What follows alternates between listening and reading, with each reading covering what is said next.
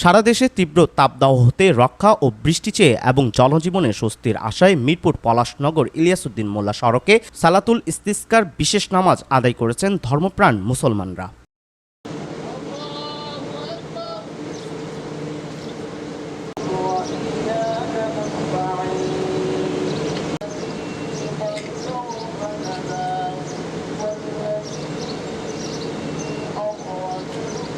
সাতাইশে এপ্রিল শনিবার সকাল 10টায় তাপদাহ থেকে মুক্তি পেতে ও রহমতের বৃষ্টি বর্ষণের জন্য এই নামাজ আদায় করা হয়।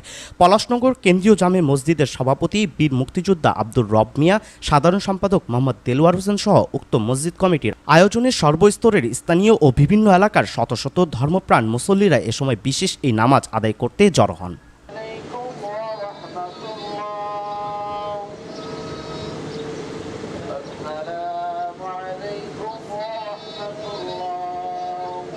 নামাজ আদায় শেষে আল্লাহ পাকের রহমত কামনা করে তাপদাহ থেকে মুক্তি, ফসল রক্ষা এবং বৃষ্টি বর্ষণের জন্য আল্লাহর দরবারে হাত তুলে মোনাজাত করে ধর্মপ্রাণ মুসল্লিগণ।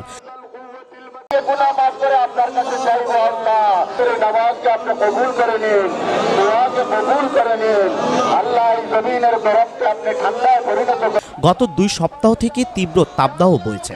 প্রচণ্ড গরমে অতিষ্ঠিত হয়ে পড়ছে সাধারণ মানুষ। এছাড়াও ধান ও গমের গুটির জন্য মারাত্মক ভয়ঙ্কর এই আবহাওয়া। এই মুহূর্তে বৃষ্টির পানি ভীষণ দরকার। তাই মহান সৃষ্টিকর্তার নিকট বৃষ্টি চেয়ে ইস্তিসকার নামাজ আদায় ও মোনাজাত করেছেন।